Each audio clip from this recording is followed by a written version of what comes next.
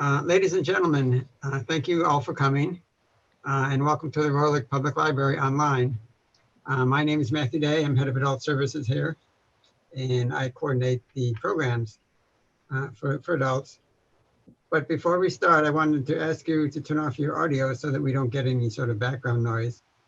And secondly, please use the chat feature to ask questions. I plan to read the questions to the speaker at the end of each presentation. But feel free to ask anything you like using the chat. Okay, and now it is my pleasure to introduce Roberta Brown, President of the Detroit Working Writers. This is the second of the three-part series titled Falling for a Good Book, Science Fiction and Fantasy. Yes, good evening, everyone. My name is Roberta Brown, and as President of Detroit Working Writers, I welcome you to the second in the series of Falling for a Good Book, featuring members of DWW reading from their works. DWW was founded 120 years ago, and its mission is to encourage creative writing of the highest professional standard and to serve as a creative and professional resource for its members and the community at large. I will put information about our website, Facebook page, and our Twitter handle in the chat as we go on during the evening. There are a variety of people I would like to thank for this evening. First and foremost, I would like to thank our program chair, Barbara Rebeck, who is the one who put this all together. Originally, this series was supposed to run in April, back in the spring, actually, called Springing to Mind, but then the pandemic hit and Barb had to pivot and work with the library to do this as an online session instead. So we thank Barb for her work in this. Also, thanks go to Matthew Day, who you just saw, who is the head of adult services at Royal Oak Public Library, and to Ed Pank, who, as you can see, is in a blue Royal Oak Public Library logo square. So he is our library technology specialist and webmaster. So we appreciate that. And did you know that the Royal Oak Public Library now has a YouTube channel? And if you missed the first in this series, you can go and watch it on the YouTube channel. And this second session is being recorded. And that also will be highlighted on the YouTube channel. So what I'd like to do first is introduce our main speaker, Amy Sevan. Amy wrote her first dreadful novel at the tender age of 12 and hasn't stopped writing about angels, demons, and other supernatural stuff since. In the meantime, she has bartended, taught piano lessons, earned her stockbroker's license, and built a dog training business. A lifelong Metro Detroit resident, the spirit of Detroit holds a certain magic she's drawn to, so she usually writes about those two things, magic and Detroit. She's represented by Sarah Younger of the Nancy Yost Literary Agency and has published 3 books in her Rise series, an urban fantasy set in Detroit. Amy has a supportive husband and probably speaks just as much to her dogs as she does to other humans. So without further ado, I give you Amy. Hi, thank you, Roberta, and thank you to the Royal Oak Public Library and to Detroit Working Writers, Roberta, Barb, for putting this together and for giving me my very first legitimate reason to put on some makeup for about 8 months. So I'm really thrilled to have this opportunity. And fun fact, this will be the very first time that I am going to be doing any kind of a public reading of my work. So this is really exciting and also terrifying. So I've been asked to speak a little bit about my path to publication, how that happened, also about the genre in which I write. So I'm going to do that for a few minutes, and then I will go ahead and just read from my book, and we will go from there. So everybody's path to publication is different, and I would say that's especially true. Probably over the last 20 years, things have changed dramatically. As Roberta mentioned, I've been writing since I was a tween. I don't think we even had that word back when I was that age, but I've done writing back and forth since then. My degree is in English, so it's always been something that I love. And it's more of a passion for me. It always has been. It's a creative outlet. It's something that just makes me feel good. I enjoy telling stories. I started seriously writing the book that I'm going to be reading to you from, Pledge of Ashes, which is the first book in my Rise series. I started seriously writing that book in 2011. And I really didn't necessarily have any thoughts about publication at that point. I was doing it because I loved it. It was fun. I had kind of an epiphany one day about a story idea, and it wouldn't leave me alone. So I just decided I was going to write it. And I twiddled around with it for quite a while, and I was having fun just writing the story. And one day my husband came home and he said, "Hey, guess who I met today?" And I said, "I don't know. Who'd you meet?"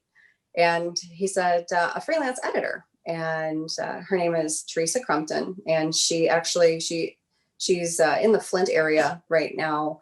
And so through serendipitously got, caught up with her and started working with her. And she helped me tremendously because the stuff that I was writing was fun. It wasn't necessarily publishing quality, and I needed a lot of work on my craft. And Teresa helped me with that. And once we had been working together for a while, there were rewrites upon rewrites and learning and all of that, all on cutting my teeth on the same book. She said, "So what are you going to do? Are you going to try and publish this thing?" And I thought, well, if I publish, I'll probably just self-publish because, I know publishing is a really difficult industry, and it's, I just kind of assumed that would be the route that I would take. And she said, we made a deal, and she said, "Give me a year and really try, because you'll never know if you could have traditionally published it if you don't try." And I thought, oh, that's fair. So I decided I did that. And that was basically 2014 into 2015. And I did a bunch of stuff. I competed in a Twitter contest called Pitch Wars, where I was a finalist. And I got hooked up with a mentor, and I worked even more on the book. I started coming back to some local writing organizations like DWW and Rochester Writers, continuing still to work on my craft, going to conferences, researching agents to see what conferences they were going to. And long story short, I did end up getting an offer of representation from Sarah Younger at Nancy Yost, which is awesome because Sarah is awesome. And that was early in 2015. And then yet again, we worked more on the book. So it was ready to go to the big houses. And we did go to the big houses. And as things go with traditional publishing, not to plan. And if you're an aspiring author out there, the good news is that there's tons of options for you. There's so many ways in which you can get published and paths that you can take. I would just say be resilient and open-minded, because it may not take the form that you were thinking it would. So after getting an agent, I thought, wow, this could really happen. I could get a contract with Random House or, one of the big publishers. That was not to be. We went out to submission. We got great feedback from the editors. They loved the story. They took it to their team of editors. They loved it. And then it went up to another layer in the publishing company, sales and marketing. And basically what we heard at that point was, it's a great book. It's a great story. We're just not buying that kind of story right now, which, as you can imagine, this is about 2017. So this is about 6 years into this book as a project and a learning curve. And that was really difficult to hear. So my options were to shelve it and write something else, my other option would have been to approach some smaller publishing houses. And also, as a kind of a new thing that's available to authors these days, if you are represented by an agent, a lot of agencies are actually helping their authors publish. And that is what I opted to do. So if you look at the copyright page of any of my books, you'll see it's published by NYLA, which is the Nancy Yost Literary Agency. So that is the long roller coaster type route that I took to get to where I am with having 3 books published. My 3rd book just came out less than 2 weeks ago, actually. So very excited. And the first 2 books are actually on sale right now for another couple days in honor of the 3rd release.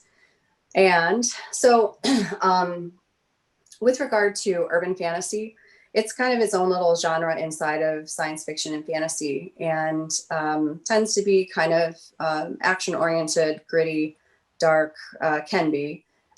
Mine takes place in Detroit, shocker. It is geared towards an adult audience, and it's another common facet of urban fantasy is to have some sort of a romantic arc in the story as well. So there might be magic or creatures or monsters inside of urban fantasy, but there's also many times that kind of, it's not a romance, because there's usually, I haven't read a single urban fantasy where there's been a happily ever after right after book 1. Usually you have to work a little bit harder for it. My series is no exception. So what I'm going to read for you guys tonight is a little bit an excerpt of chapter 2 of the first book. And I love this scene because it introduces a couple of the 2 most main characters in the series. So Sydney goes by Sid. She is a lifelong Detroit resident. She is a mechanic by trade, and she is also very psychic. So much so that it has isolated her from many people. And her goal at the beginning of the book is to really just, lock those abilities away, because they really haven't done anything but cause her trouble and pain. So what we are doing in chapter 2 is Sid has been cajoled into going out for a night, which is not something that she normally does. But tonight, her friend Nina has requested strongly and repeatedly for Sid to come out. And so this is the first scene in which our 2 main characters, Sid and Devin, meet. And Devin, for his part, is a supernatural being as well. And she is, so Devin has his own abilities, and Sid does not know this. She doesn't, her world is, yes, she's psychic, but she doesn't know about angels or demons or any of that kind of stuff. And Devin has been tasked by an archangel to protect Sid. He doesn't know why. She certainly doesn't know why. And this is the first time that they meet. So without further ado, I will start to read to you from chapter 2 of Pledge of Ashes. Detroit came alive under the cover of darkness. Noisy clubbers laughed raucously. Ear-deadening bass pounded from cars with 24-inch rims, and thick steam billowed from the sewer grates. Sid slammed the door of her cab and glanced around. Damn straight she took someone else's ride. Like she'd risk door dings on the GTO? That's a firm no. The dive, looking exactly as the name would imply, leered at her with its crumbling concrete and prison-style windows, the electronic music reverbing through her chest, even as she stood outside. Her booted feet seemed content to plant themselves on the broken pavement, but she couldn't stay out here forever. In seconds, the October chill had already worked through her cropped leather jacket. Feeling the buzz in her back pocket, Sid pulled out her phone. Nina's text was pleading. Still coming, right? I'm at the bar. Sid stared a moment more and put the phone away. So here she was, attempting the friend thing. Sid rolled her shoulders and closed her eyes. She drew her mental wall around her, thick like a shield. If she were the praying type, now would be the time. Instead, she shook out her hands and willed her feet forward. The club's scarred oak door was cold in her grip. She pulled and was assaulted by the beating sounds, alcoholic vapor, and the sensual movement of sex about to happen on the dance floor. Sid pushed forward, jostling as little as possible, but making slow progress nonetheless. A waitress with a skimpy outfit and a bored expression split the crowd, and Sid made use of the trail she left. A shiver of apprehension traveled through her, and she stalled, losing her path. People brushed at her from all sides, and her breath hitched. She double-checked the lock on her mind, defied the warning bells in her head. Sid wouldn't stand up Nina for some weird psychic social anxiety. She'd said she'd go out, and she would. Step by step, inch by inch, her intuition, the part of herself she understood least, fought her. She glanced down at her deep red polished nails with a bit of grease around the edges that wouldn't come out for anything. Man, she wished she'd just stayed in the garage with her GTO. The car was a puzzle. Parts had specific places, and when you put them back just right, wonderful things happened. You went fast, sometimes fast enough to forget. One more step and the crowd cleared. Nina sat at the bar, leather-clad legs crossed as she laughed. Her friend's attention riveted on the man sitting next to her at the bar. Sid's intuition roared forth, itching inside her skull like locusts, cementing her to the spot. Catching sight of Sid, Nina's eyes brightened, and she smiled. "Sid, you actually came." Sid focused entirely on her breath, pushing her intuition to the back of her head, locked behind the wall she'd worked so hard to build. Deep breath in, out. The feeling of insects crawling in her head receded. She blinked. She could do this. She could totally do. You must be Sydney. A shiver that had everything to do with reckless abandon traveled her body. That voice. Goosebumps flew down her arms, her crop leather jacket no protection. She shifted her eyes several inches to the right. Dark espresso hair, long enough to wave across his forehead. Like a master sculptor had created the work of a lifetime, his angular cheekbones cut a hard line. It fit the symmetry of his stubble jaw perfectly. Broad shoulders, lean and muscular. Sid swallowed. Her eyes traveled over him, drinking him in. His eyes glowed an ice blue in the darkened bar. He stood, Sid's head tipped back, and she followed those eyes. He was a big man, nearly a foot taller than her 5'5". He straightened a leather jacket that would probably cost her an entire month's pay. Gorgeous and loaded. His lips tipped into a devastating smile, as if he knew the direction of her thoughts and liked it. "Call me Sid." She didn't smile back. He was too perfect, and her abilities still screamed at her. The din in her head was deafening. "Only my mother called me Sydney." "I'm definitely not your mother." He extended a hand. "Devon." The moment broke, hammer to glass style. The invitation for skin-to-skin contact felt like a threat. She was too on edge, her mental wall already straining. It made no sense, but she'd learned to trust it. She put both hands in her back pockets. Nina cleared her throat and hopped off the bar stool, standing between them. Sid has a thing about touching strange people." Devon's laugh erupted from his throat, deep, full, and unconcerned. "Strange? No, I mean..." Nina's face fell. She glanced over at Sid for backup. Sid couldn't place ground zero for the feeling, but she was beyond uncomfortable. Something about this man fired everything psychic in her into hypervigilance mode. She'd never felt anything like it. Swallowing, she could admit she'd never seen anything like him either. "No offense taken. I've been called far worse." Devon reached around to grab a tumbler of amber-coated liquid from the bar. Because she was actively developing a pretext to ditch him and, let's not lie, avoiding the intensity of his eyes, Sid focused on his tumbler as he reached. It slid across the bar the last 4 inches, coming to rest in his hand. What the hell? Suddenly, Devon's shoulders pulled straight and he gazed toward the door. "Ladies, excuse me." Without waiting for any indication of assent, he strode between them. The crowd did a Red Sea imitation, parting for him even before he required it. Keeping one eye on him, Sid said, "Let's go dance or whatever we're supposed to do." "What?" Nina breathed, her eyes locked on the direction Devin had gone. Sid raised an eyebrow. "Starstruck fangirl is not a good look on you." "Hey." Nina punched Sid lightly in the shoulder. Sid glanced at Devin's retreating back. "Maybe we should find a different bar?" Nina pulled a small compact out of her purse along with some gloss, fluffed her pretty blonde waves. Ignoring her comment completely, Nina spoke to the compact. "Tell me he's not the hottest thing you've ever seen. I can't believe he's here alone. He was totally into you, forgot all about me as soon as you walked up." Her tone was all light, teasing. He was mind-bendingly sexy, Sid couldn't argue. Bringing back the memory of Devin made her tingly all over again.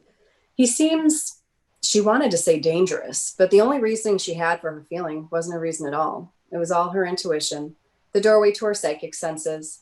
It was easier to lock them away than to learn her limits. Easier and safer. Nina stopped primping and grinned at Sid. "Hey, I'm not even mad. You need a good night out more than I do. I formally bequeath him to you." She waved her hand with an exaggerated flourish. "Consider it a damn fine thank you for coming out tonight." Sid glanced back the way Devin had gone. She knew, unequivocally, no one owned that man. Okay, so that is Sid and Devin's first meeting. And there's much more to come from that story. Also, what the Archangel has planned. And I hope you enjoyed that scene. And thank you very much for listening.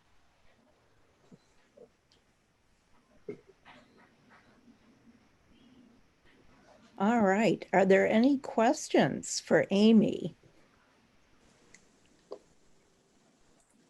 Don't be shy. Amy,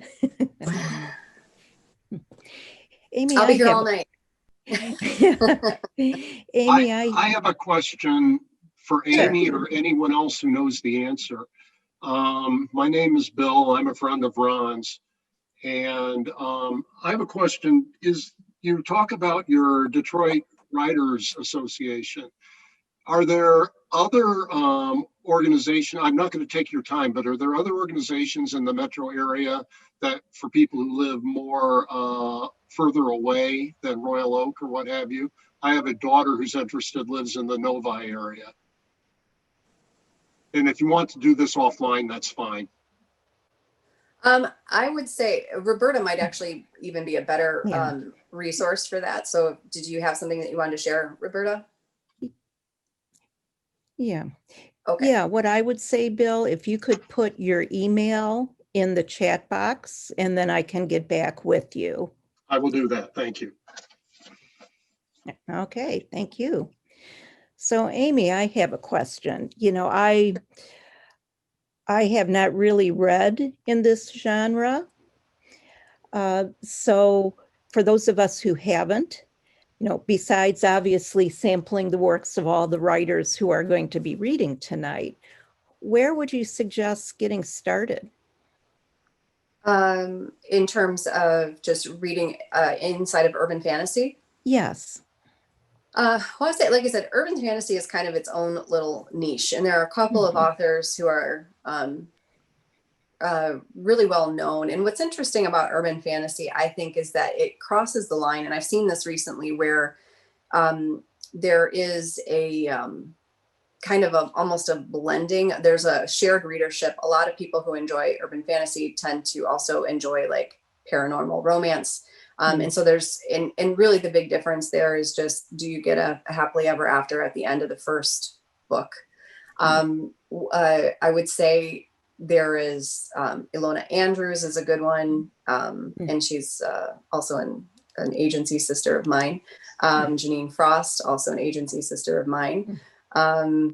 Patricia Briggs is another great urban fantasy. Those are the big ones. Those are the ones that when they come out with a new book, that's gonna be on the list for sure. And then I would say those are a good starting point to see if it's really, you know, for you. There's a ton of them out there. It is actually a fairly large. Kelly Armstrong writes in that genre. who is the one I'm thinking? Jacqueline Carey also she's got a series that's relatively new out there.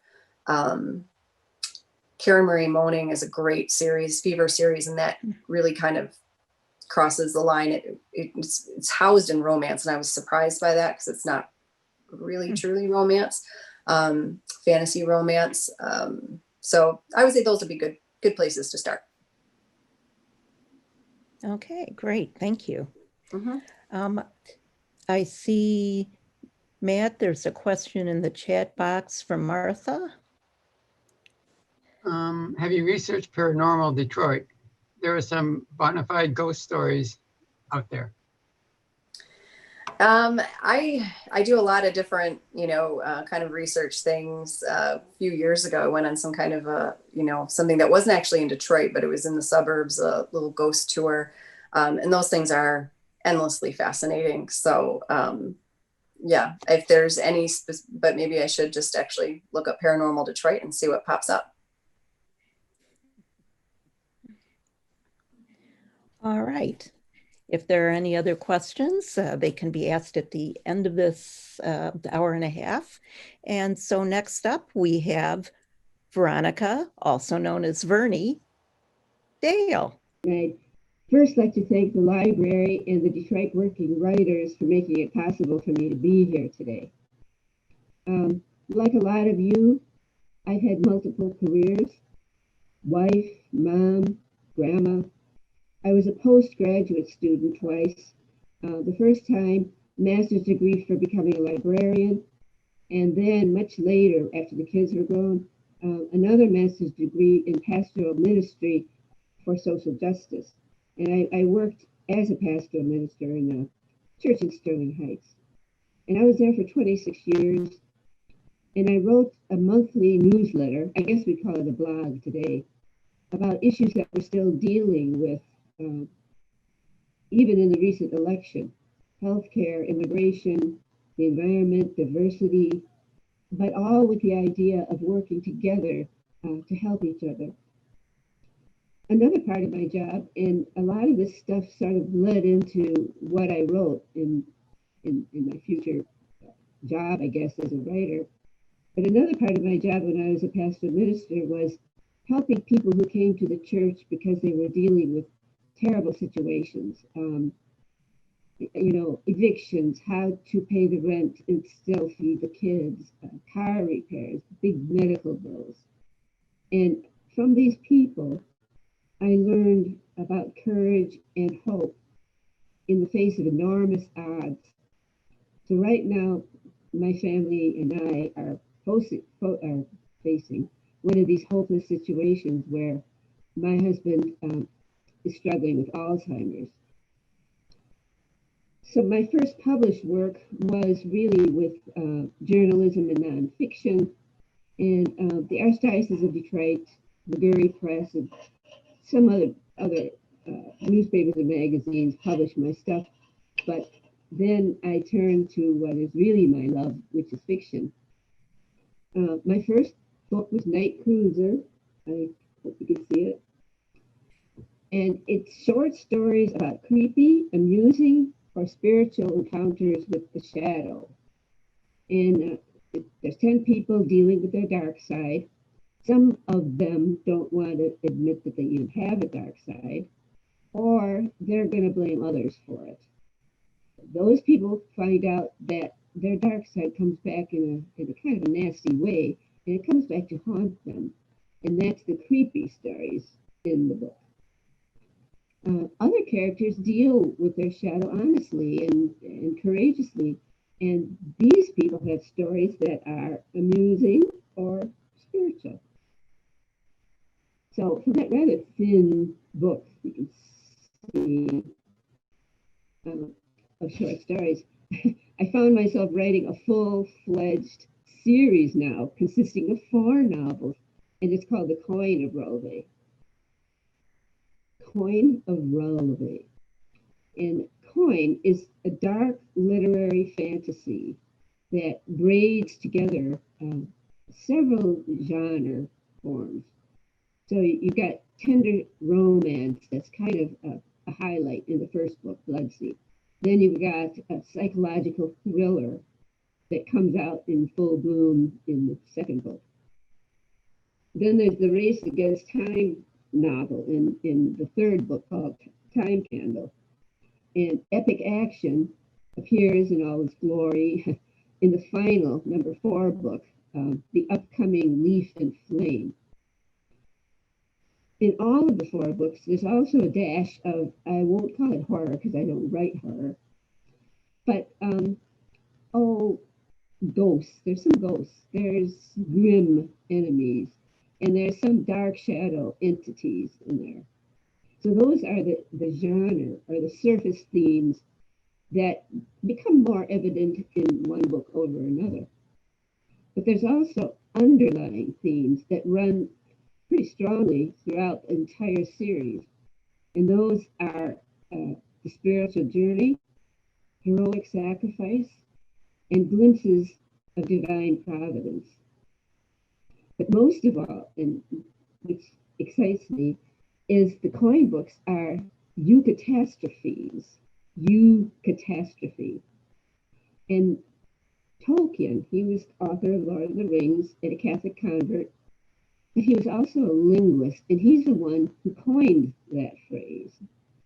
Then, in 2018, Wayne State University, my alma mater, it published in its annual list of words that deserve wider use, there was eucatastrophe. So they believe it was a word that demands or could use wider use. And as you probably notice, it consists of 2 parts: catastrophe, which is a tragic event, and then the Greek prefix eu, which translates as good. So in other words, a eucatastrophe is a large-scale turn of events toward the good from an original bad situation. But it's more than just a happy ending, more than just the silver lining in the cloud. It involves kind of a spiritual revelation, a feeling of joy that somehow arises not only in spite of, but because of failure. It is that work of art that kind of touches something deep inside yourself. And if we have more time later on, we could talk about that. What I'll be reading now are 2 short excerpts from the first 2 coin books. And just to fill you in on background, the Coin of Rolve series is about twin brothers, Cheft and Teller, and the strong women who love and challenge them. Although the twins at first deny it very strongly, they are called by the creator Rolve to save their land from a particularly cruel despot. They're separated as infants for their own protection, and they grow up in separate lands, and one of the boys doesn't even know he has a twin. For 18 years as they're growing up, they lived under terrible conditions, to say the least. All their lives, these young men have been hearing the same distant call. They feel the same heartbreak. They bear on their backs the same deep scars. They both hide a deadly secret, which could get themselves killed. And they both mistrust and fear the depths and the demands that the powers Rolve gave them. They don't trust them, and they're afraid of them, actually. The world then, and the most important thing they decide is because they are so endangered, they feel they're in danger and alone, and so they feel that they must never allow themselves to fall in love and endanger somebody else. The coin world also involves Rolve, as in coin of Rolve, and this is the creator. The creator is neither male nor female, but a spirit. So he upholds the world that he made, and she cares deeply for every person in it. So the first reading is from Volume 1, Bloodseed. There it is, which you can, that's Cheft's story here, Cheft. And there's This is a silver seal from Reader's Favorite Book Review for 5-star reviews. And this story begins at least in an isolated backward village haunted by an entity that inhabits the nearby Riftwood. Okay, so I'm going to read just a short part from Chapter 1, Night Beetles. Chef lay rigid on his mat in the loft. Only last night, his beloved Marriott had slept there, but she never would again. Only hours ago, he thought he knew who he was, but he was wrong. And now, he could no longer push aside the fear that flickered through his veins. It was the month of Hawk, and the dark of the moon. What he might have to do tomorrow night terrified him. No one ever spoke about the rites of the Dark Circle, and he had no idea what happened there.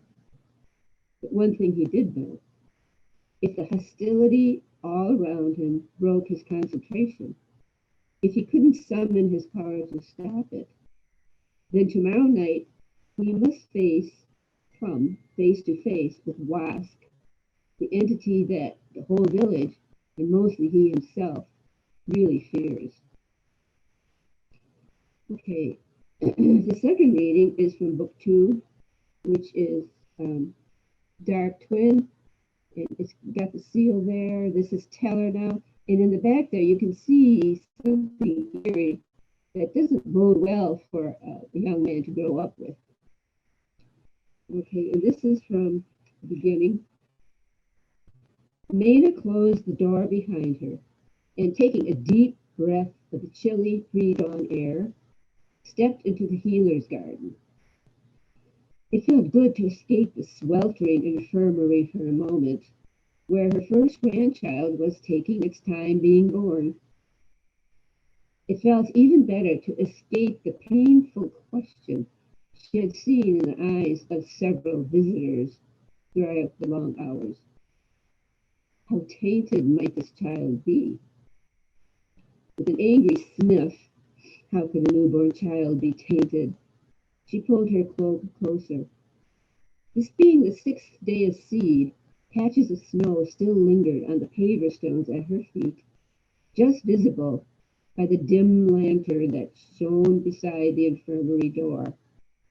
She made her way to the edge of the small garden, where the land sloped towards the east. Across the valley, in sheer cliff, stood dark against the star-filled sky. Her gaze wandered to the pale scar where, long ago, a waterfall once plummeted. Sun-Sink Falls, it was called. Damned and damned by the Spider King, the so-called Lord of Thunder. Now he used the resulting lake to irrigate his vast Mornu fields. Very thirsty was that addictive crop, which infested the plateau, and their very lives like a cancer. A sudden sound startled her, a deep, sonorous gong that welled up from the valley below. Goosebumps erupted on her arms. Scarcely had the echo rolled away when the gong struck again. It must have awakened the whole valley, which now listened in an uneasy silence. The bell rang out a third time, and her scalp tingled. It was the bellstone, the ancient voice of Shunder, brandishing the hope found in legends and the strength found in prophecies. It cried for a leader that would save their land. It called, in essence, the rebellion. The bell striker, whoever he was, would be in danger of losing his life. Suddenly, the door behind her banged open, and she whirled to see Abiyat. Along with a shaft of light and a waft of warm air, thin wails emerged from behind him. Twins, the healer exclaimed. but not identical. Shock blazed at the fatigue in his eyes. Oh God, Rolde, each is different. But that was impossible. In a land poisoned by Moru, there is no such thing. Except, and the realization burst into her mind like the sound of a great bell, in one specific case. One specific, long hoped for, and devastating case. Okay, those are the first two books. And then the series unfolds now with Time Candle. See that there? That's book number 3. And then this one, Leaf and Flame, which I'm working on the final proofs right now, so that should come out momentarily. My time is up, I'm sure. But if you want to know more about the books, they're on my website. So thank you for listening. Stay safe and God bless. Thank you, Vernee. Are there any questions for her?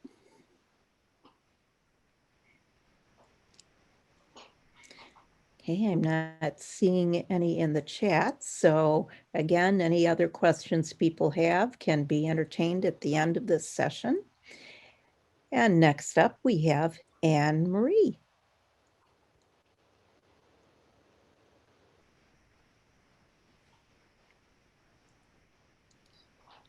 Well, thank you, Detroit Working Writers and Royal Oak Library for hosting the Falling for a Good book series, especially Roberta and Barb. I'm Annemarie Schiavi Pedersen, and my historical fantasy, Celestina's Burnings, debuted this year. I thought today I'd tell you a little bit about my publishing journey. In my past life, I was a Detroit area journalist, including a stint as the features editor of the Oakland Press in Pontiac. In between journalism and Celestina's Burnings, I wrote 2 other novels, a mystery and a thriller, both set in Detroit, both in modern times, and both very unsuccessful. For me, there were just so many rejections along the way. It was miserable. But oddly, I did not want to stop writing fiction. In fact, I wanted to get better at it. But I was lost, and I really didn't even know what to fix. It was then coincidentally that I took one of those ancestry DNA tests. The results indicated that I was about as Italian as you could get, which I guessed. But the new thing that I discovered was that I shared a bloodline with the great Petrarch. Now, for those who don't know, Petrarch was the 14th century Italian scholar and poet whose lyrical pose ushered in the Renaissance. His sonnets on smiles and eyes inspired Leonardo da Vinci's Mona Lisa. So I started thinking, Petrarch's home was Florence, Italy. I'd been there twice. For me, even before I knew of my biological connection to the city, Florence had been a magical place for me, one full of déjà vu. So then I started to understand why the cobblestone streets of Michelangelo and Machiavelli had been sure and familiar under my feet.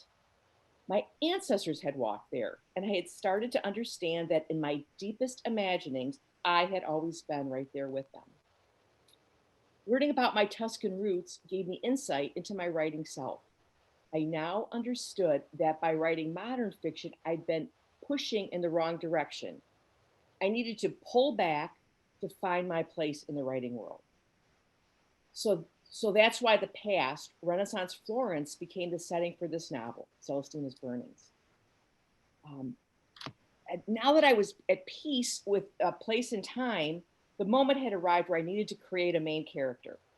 So who, I asked myself, would I have been in this society? I'm not a man, so being a writer like old Uncle Petrarch was unlikely. So was being a noblewoman, since there was no Medici blood in my DNA line. I was pretty sure I'd be a regular person, perhaps an artisan, someone like my Italian grandma, who I loved so much and who made the best bread. So that led me to think that just maybe I'd be a baker. So that's how Celestina the Baker was born. Then I had to give Celestina some problems because, what's a novel without conflict? So I started to think about the dangers of baking back then, of sticking my hands inside a flaming wall hearth to fetch the biscotti. And then the idea led me to an image of witches burning on the stake in the middle of the piazza. And that's when the novel came together. Celestina was going to be swept up in the world of witches. I was going to write a historical fantasy. And it all worked because the Renaissance was just not art and enlightenment. From the 15th to the 17th centuries, witch hunting was a major sport in much of Europe. Tens of thousands of women were put on trial, tortured, and burned at the stake. By contrast, in America in 1692, the Massachusetts Bay Colony executed 14 women, 5 men, and 2 dogs for witchcraft. That was total. And also fanning the flames of witch mania back in Europe was the Malleus Maleficarum, the infamous witch hunting manual. It was one of the deadliest pieces of literature in the history of the world, and its message was to identify, interrogate, and convict witches. Word was able to spread through Europe due to the innovation of the newfangled Gutenberg printing press, and that book alone helped send 2,800, witches to their deaths. In general, though, witch persecution succeeded in no small part because of the medieval fear, ignorance, and hatred of women that existed among some monks. It was a very heavy-handed misogyny back then. It truly was a war. So what did I do to my main character, Celestina? I put her smack in the middle of it. So now we're going to begin our reading. The passage I'm going to read is from the second half of the first scene, but I'm going to take a minute now and explain what happened just before that. The year we're in is 1491 in Florence, Italy. When we meet Celestina, she just finished a year-long period of mourning for her papa, who was killed trying to save a beautiful witch. A death that Celestina needs to avenge, but she doesn't exactly know how. Meanwhile, she's itching to begin her life. She dreams of finding and marrying a young sculptor, and she just wants to throw out her black dress of mourning and start fresh with something pretty and orange. Against her grandmother Simona's orders, Celestina has now just dashed out of the bakery, still in her depressing black dress, to check out the new riding on her street, the Via Scaglia. She runs through a cloud of bonfire smoke where she discovers another black dress burning on the stake. Right then, the cobblestones beneath her feet begin to shake. A holy army riding black stallions is charging down her street. Among the holy army, called the Reform, there is one who stands out, a cloaked religious figure, the only man riding a stallion of pure white. The district marshal introduces him as Fra Brucker, the vice supreme knight of the Reform, and says he's an Austrian. Well, Celestina has never seen an Austrian and wonders if they're all white as ghosts and if they all bear the jutting jaw of the Habsburgs. Celestina and the rest of the people on the street are told by the marshal to look down and bow their heads in respect. Okay, so now I'm going to start reading from the book. And where we're at is the marshal tells the people that they can now look up. This is what Celestina sees. Fra Brucker had tugged back his hood to reveal a jaw that was square and refined. There was a pearly glow to his skin that contrasted with his hair, a mane so black it bore the tint of blue. Next to her, a pair of younger girls, skinny but bearing the hint of womanhood, giggled. It was about Fra's striking looks. Celestina glared at them until they shrank. After they acted sufficiently put in their places, she glanced at the replica of Donatello's bronze statue of David. It stood proud in front of the silk shop across the street.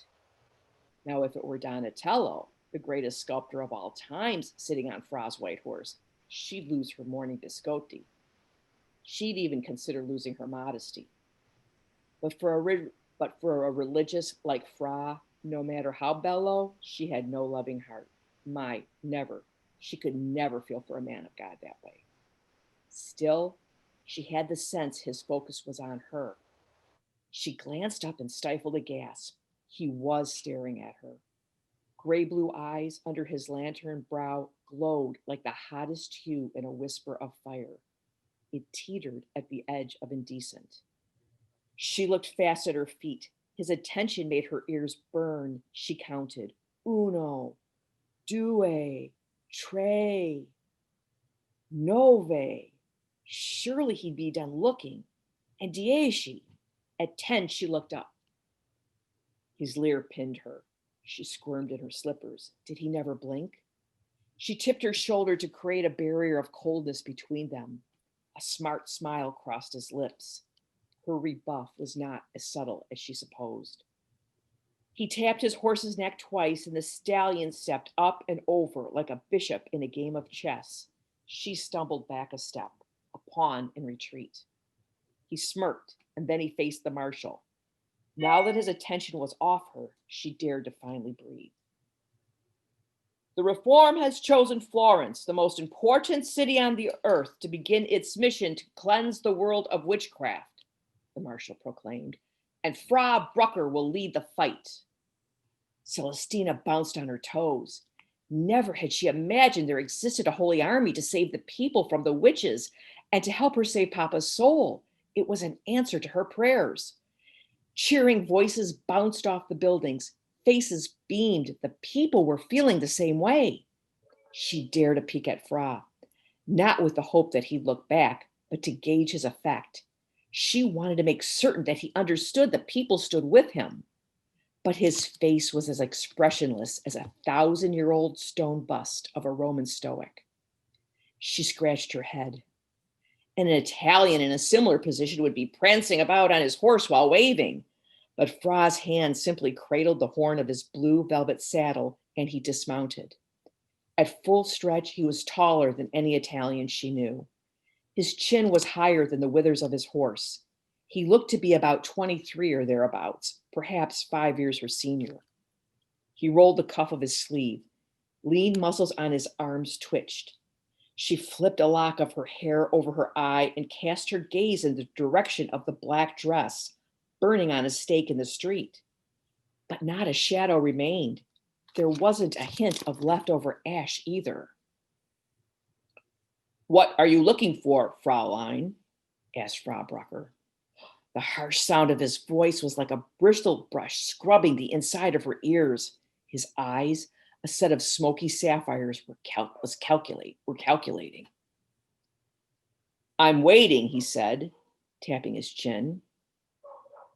"I seek the answer to why the dress burned." Celestina prayed no one noticed the tremor in her voice, but the people snickered. Her cheeks reddened. No one was safe from outright derision on the Via Scala. Fra's silence, however, dangled over her like a nun's threatening paddle. She stared at the ground, heart beating in her ear. "Look again," he said. She regarded where the black dress had been burning. A fresh black dress replaced the old one. She looked from side to side. The people too appeared astonished. "As you can see, there are no lack of witches or their dresses in Florence," said Fra. All nodded obediently. "So what do you think, Fraulein?" Celestina's head snapped around. Think? Thinking often brought trouble when it came to a religious. She preferred if he simply told her what to think, saved time and a punishing trip to the confessional. "Yes, think." Fra hiked up a silky eyebrow. "Do you have the stomach to be a witch hunter?" he asked. She was dizzy with the idea. "I didn't know such a formal opportunity existed for a woman, a humble baker such as myself," she said. "The Reform is a progressive movement of the people. A good woman is part of the people, yes? Do you have the will, Fraulein?" She swallowed hard. For Papa's soul, the answer was absolute. "I am ready," she said. She detected a bit of mischief in his smile. "Let's see if you can pass a little test," he said. She wiped her sweating hands against her skirt. What sort of test? He sized up the hanging dress. "Do you have the fortitude to burn it?" The marshal forced the handle of the burning torch into her hand. The powerful flame shook her grip. She needed 2 hands to hold on. Before anything went wrong, she touched the blaze to the hem. Whoosh! The dress erupted in an orange blaze. The very act of setting the dress aflame emboldened her. "With the power of this flame, I begin my journey to search, find, and destroy the witches of Florence. I swear this on the soul of my father, Alessandro da Capria." Her heart, which only this morning suffocated under a cloak of darkness, lightened with purpose. Before this day, she'd yearned for an orange dress to wear and a ragazzo with the shoulders of a sculptor to love. But the reform had now changed everything. She now had one mission: to capture 5 witches and burn their dresses. She could entertain no distractions. It would take all her guile to succeed. The end for now.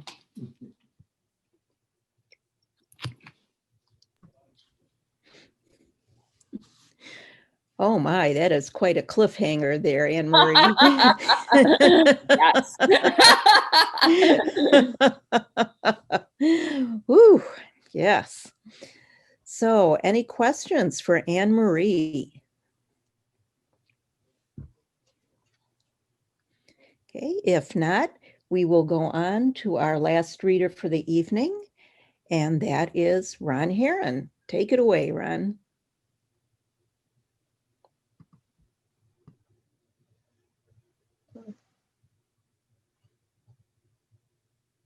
Hey, Ron.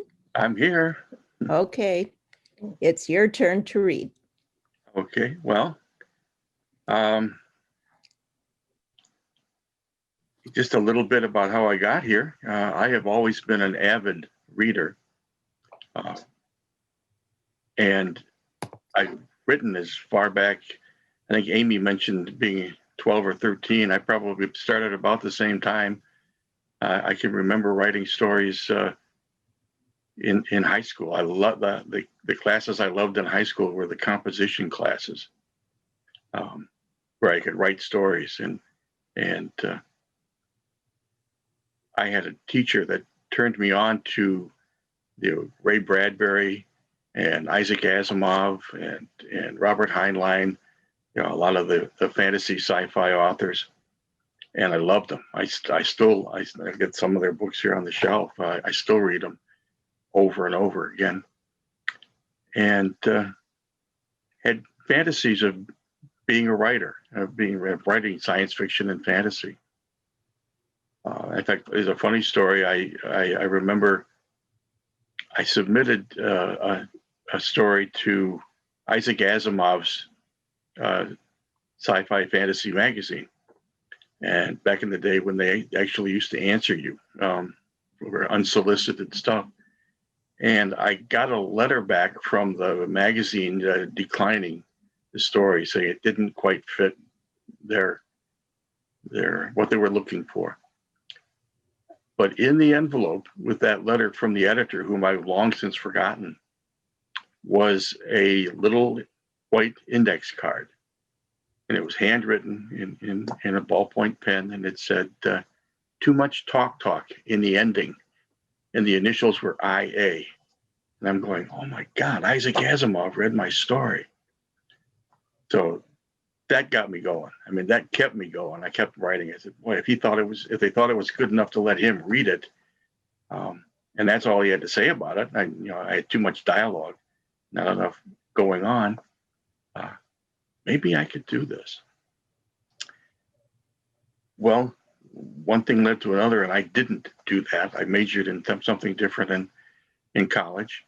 Actually, I majored in creative design, and eventually got an MBA. But I worked for a long time in ad agencies, and then got a job in public relations at General Motors. I wrote a lot of stuff. A lot of it was ad proposals. A lot of it was advertising copy. Every once in a while, I got lucky and I had something I actually got a byline for. And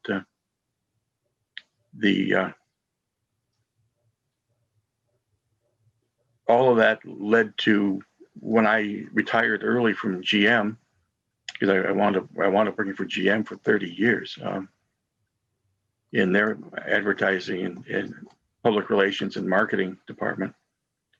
And I had written stories, and some of them had never gone anywhere. Some of them I just collected for myself. I put a bunch of them together. I tried to find an agent, because back 10, 12 years ago, you needed an agent because the big houses wouldn't talk to you. and I couldn't find one. I spent 2 years looking for an agent, so I actually self-published my first book, and that was Right Cold Street. And it's a coming of age adventure novel set in the 60s during the Vietnam era. And I sent that off to Reader's Favorite, and it actually won a gold medal. And that gave me enough impetus that I actually spent the money and paid for a Kirkus review. And I got a very good Kirkus review for that book too. And I even used the tagline from that on the cover of that book, because they said it was skillfully written and emotionally charged. And I was in heaven. So I just kept writing, and I still, to this day, I write just about every day. But I did get back to the things I really enjoy, the old science fiction fantasy. I have a couple of books that kind of fit that. One is called Blood Lake, which actually won a bronze medal. And that's sort of historical in that the premise of it is set back during the Trail of Tears time for the Cherokee. But I have another, and the first reading I was planning on doing tonight is from the book I held up earlier called Zebulon. And I made up the name, so I don't know if it actually means something, I don't know. But that was a silver medal winner. And I get a lot of people that ask me how I go about writing, and I tell them that I can't write. I'm not the, what do they call them, plotters or pantsers. You know, I can't write an outline. I cannot sit down and write an outline and write to it because it doesn't feel right to me. Life isn't outlined. You know, it is seat of your pants. So I come up with a character that I'm interested in, and I give the character some characteristics, you know, what they talk like and what they look like, and you know, maybe what religion they are, or where they went to school, or where they live, and you know what they're like. And then I give them a what if situation. What if X?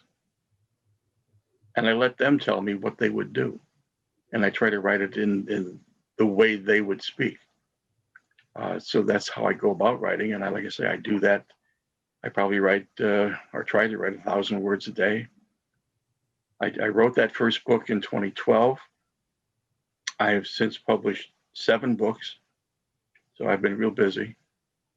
I've got 3 more in the works right now. And some notes for ones beyond that. So hopefully I'll live long enough to finish 1 or 2 of them. And so I'd like to read for you from one of the stories. That Zebulon is a collection of short stories. And this is one of the short stories called The Devil and Charlie Barrow. And I like to think it's has a peculiar human side to it, one that makes it a lot of fun. After all, one time or another, most of us are certain to have known someone just like Charlie Barrow. And a few of us may have also met the devil a time or two. It was 7 o'clock in the evening on a bitterly cold day in December, in that nebulous time just before the new year and all its hoopla, when I saw Beelzebub walk into Flanagan's place. Horns, forked tail, pitchfork, cloven hooves, sulphurous clouds, flowing cape and all, the old beast strolled in nonchalantly and took a seat at the far end of the bar. "Look at that, would you?" I said as I poked the customer at the table I had just bussed with a hard elbow. The man grunted, obviously irritated at the interruption to the football game he watched on the big TV in the corner. He scowled at me before starting again on his platter of chicken wings. He barely glanced at the dark apparition. I thought the appearance of the devil himself would cause quite an uproar, but I apparently didn't know the crowd at Flanagan's as well as I thought I did. Oh, a lot of people noticed. I could tell by the generous spaces they left between themselves and old Lucifer. A few even curled their noses in disgust at the rotten egg smell. But nobody flinched, and no one got up to leave. Well, one or two of the less inebriated ones, perhaps. Certainly none of the regulars. Some pretty strange characters had been known to frequent that watering hole, and it would be a safe bet to say that old Bub had been in there before, in one weird form or another. In a place like Flanagan's, the devil usually came in wearing a broad, face-splitting grin, just thinking of all the soon-to-be clients coming his fiendish way. Not to mention the many there who were already long-standing customers. There was no such grin this time, only a darkly sinister grimace that hinted of hideous disasters yet to come. The beast was a frequent visitor, but he usually came into the bar looking like something other than what he was. His visage, his regular visage was anything but flattering. Sometimes he would be a darkly handsome, attentive male stranger to the ladies. Other times he would seem a voluptuous, pretty, and eager young nymph to the leering men who tottered precariously on the brink of disaster.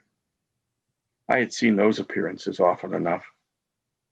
However, today the devil skulked in, looking just like himself, with a wicked scowl on his face. He sat in the far dark corner, acting as if he'd just lost his best friend, if indeed Beelzebub has any friends. The beast ordered a drink and quietly stared at it. He sat there, mostly ignored by the crowd and darkly ignoring them in return. Then, in a movement so swift it made me blink, the devil downed his libation. Another, Beelzebub rumbled in a voice that was dark and sinister. A moment later, he ordered another, and then another. Lucifer was putting down Double Glenlivet, neat, like perhaps there was no tomorrow after all. My boss, Jack Flanagan, the owner and bartender, eyed his gruesome customer warily. He had just hustled over to pour the beast's latest drink order and just as quickly hustled away, when who should walk into the bar but good old Charlie Barrow. "Hey, Charlie," I called out. "Evening, Sammy, my man." Charlie waved and smiled. Charles W. Barrow was a familiar figure in Bartlett County. Whenever trouble was brewing, particularly if it had anything to do with money schemes or women, Charlie Barrow was likely to be mentioned. Often he was the prime suspect. Not that he was a bum. Far from it. Charlie tipped extremely well and never seemed to lack for cash, even though he also never seemed to have a job. He dressed and spoke in a polished, almost continental manner, with an accent punctuated from time to time with a hint of an Irish brogue. He was clean-cut, reasonably handsome, almost distinguished looking. The ladies loved him so much, a lot of the local men were wary, afraid to let their wives talk to Charlie alone for any length of time. He also always seemed to have a scheme or two up his sleeve, schemes guaranteed to make everyone in earshot millionaires, if only he could get the seed money. It wasn't hard for anyone to come up with an easily articulated reason why Charlie had the reputation he did. He was a hustler, pure and simple. That Charles Winston Barrow was a flim-flam man, my grandmama once told me. You keep your distance from that scoundrel, boy, if and you know what's good for you. As far as I knew, there had never been a substantial amount of money lost by anyone in one of Charlie's deals. Of course, you couldn't ignore the fact that no one but Charlie ever seemed to make any either. I was certain most local folks thought of Charlie pretty much as I did, a smooth-talking, hard-drinking, good guy, to whom it was best to let your wallet avoid. Charlie himself was fond of saying, "I've been blessed with the gift of gab, to be sure." If he had dressed in loud ties and checkered sport coats, he could easily have been the bad movie stereotype of a used car salesman. It was widely accepted that Charlie, if you let him, could sell anything to anyone. freezers to Eskimos and oil to the Arabs, that kind of thing. But it was also a generally held conviction that it was hardly a good reason to condemn him. People should be held responsible for their own foolishness, after all. When he stepped into the bar that frigid, cold night in December, Charlie acted as if Flanagan's was definitely not the first stop he had made. If anyone had asked, everyone, and I do mean everyone, from me to Mayor O'Reilly, would have said Charlie looked like he'd been partying since noon. Still, he somehow maintained the dignified presence that seemed to follow him wherever he went. As Charlie slowly wobbled his way through the tables, I shook my head in wordless wonder. Charlie ignored many empty seats and finally plunked himself down at the bar. He took the stool right next to old Beelzebub.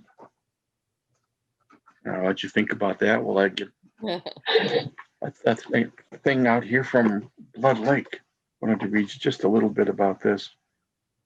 Again, this is Blood Lake was, it started out as fantasy. It actually won a bronze medal as a horror story, believe it or not. But it has a lot of history in it too, because it goes back to the Indian removal from Cherokee territory back in the 1800s. And the main character, the first one to speak, is an Indian named Tassali. They burned my house, the corn crib, and the horse stall. Men in uniforms came a few hours before sunset, put a torch to everything. By the time my wife, Ayita, first to dance, our son, Adahi, lives in the woods, and I came up from the stream where we had been fishing for dinner, the whole place was ablaze. We had not been in this place long. We had moved from the village of our ancestors when the White Army Captain McClellan told us the president in Washington had decreed we should be moved from our homeland, even though we had lived there for untold generations. It hurt to leave our land. My grandfather's grandfather and others before him had lived in the same place where I farmed and hunted. Several generations were buried there, their lavender-scented bodies gracing the earth. But the white man now said we had to leave everything behind, including our ancestors, and give our land to them. I fled with my family after watching the first of the soldiers come. I had seen them prod women and old men with bayonets and force them to leave their comfortable homes, taking nothing with them, no food, no coats, sometimes not even moccasins. I wanted no part of their migration. We went deep into the woods, almost to the first blue-gray ridges of Chacorage, the Cherokee name for those smoky blue mountains. I thought we would be safe when we built our small house in a tiny clearing so far away from everyone, but they discovered us with ease. We were downwind and could smell the smoke, so we all ran to the top of the ridge. I got there first, saw the uniforms, and realized they had found us. I had hoped they would not search so deep in the woods in the shadow of the mountain, but we were not hidden well enough. Stay down, I whispered to Ayita and Adahi. The white soldiers are here. Our house, Ayita said. Her hands covered her face as she did not want to see. My son Adahi said nothing, but his mouth was set in a hard, grim line as he watched his home go up in the mighty blaze. The many fallen leaves near me rustled, and I turned to see Ayita running in a low squat toward the horse pen. I wondered what she was doing, till I saw the thing she ran for, the blanket she had set out to dry over the fence rail. Woven by her grandmother, it was very precious to her, and she must have thought to save it. I dared not cry out and draw attention to her. She is small. Perhaps she can make it. Ayita had already grabbed the blanket before a blue-clad soldier saw her. I heard the man shout to his companions, "There's a damned squaw!" And my poor Ayita was surrounded in a matter of moments. She looked back in my direction, her face showing her fear. She could understand nothing of the white tongue, and their commands to her would be gibberish. The soldiers prodded her to make her stand, and When she was too afraid to move, one of them poked at her with a bayonet on the end of his rifle. It drew blood. Not a lot, but the small rivulet of red was noticeable on her arm, even so far away. I know that is what prompted Adahi to rush out of his concealment at the edge of the woods. He loved his mother dearly. He could not bear to see her hurt by these savage men. I could hear Adahi yelling, "Korahi," a war cry, as he charged out of the woods. He had seen 15 summers and was already a big, strong boy. He leapt upon the man who cut his mother with the bayonet, knocking him down. The other soldiers seemed confused and afraid when he did this. They stood by and did nothing until I saw the one nearest to me raise his rifle at my son. I could not simply hide and allow them to murder my only son. I jumped out of the brush toward the man raising his rifle and echoed my son's war cry, "Kurahi." In a moment, I had the man's rifle in my own hands. I intended to toss it into the woods, but the soldier grabbed it back by the barrel, and it went off. The hammer must have already been cocked, since I had no time to do it. The man fell, a dark red stain forming on the chest of his uniform blouse, and I knew the direction of my fate when one of the other uniformed men shouted to his companions, "That's that damn Cherokee, Charlie." It was the name the white man called me because none of them could pronounce Tasali. He knew me. That meant they would search for me. "Into the woods," I shouted at Adahi. "Run!" Grabbing Aita by the arm, I pulled her with me into the trees as fast as I could move. We ran back down the ridge, crossing the stream where we had been fishing just a short time ago, and hid deep in the forest in a concealed cave under the uprooted tree, near the place all the whites called Clingman Stone. We huddled in that cave under the tree root for the remainder of the night, not daring to move until just before the return of the sun. The soldiers had not followed us, perhaps not knowing how many of the Cherokee people were hidden in the woods. As the sun rose, we went deeper into the hills, trying to avoid them completely. And I think that's it. All right. Thank you very much, Ron. Well, thank you, Roberta. Are there any questions for Ron or any other of our readers tonight? If not, I would like to ask Barb to speak a bit about some upcoming events. First of all, I want to thank all our presenters tonight and point you towards the third and final part of this series, which is going to happen Monday, December 7th. And that will deal with middle grade and YA writing. The featured writer is Kristen Lenz. And then we have Jean Elster, Teresa Nielsen, Diane Vanderbeek Mager, is it? I'm not sure. Is it Mager or Mager? Roberta, do you know? And, well, Diane is on the call, so it would be good if she could tell us. Sure. Hi, it's Diane Vanderbeck Mager. Okay, I got two of it wrong. Vanderbeck Mager. Okay, and then and myself, I will be reading that night too.